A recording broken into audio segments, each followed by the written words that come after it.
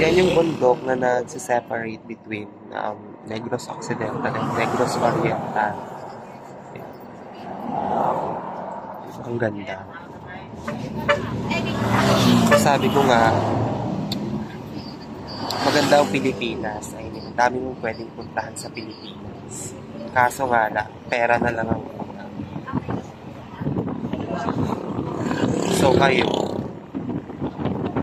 mag-ipon kayo ng pera.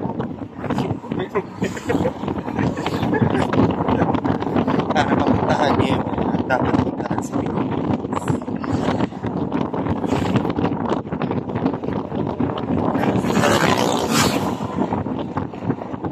Diba napakaganda?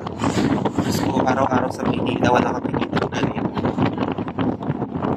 Only here. In Negros Occidental. Cadiz pa na. Cadiz. So yung Cadiz, parang ano siya, Cavite sa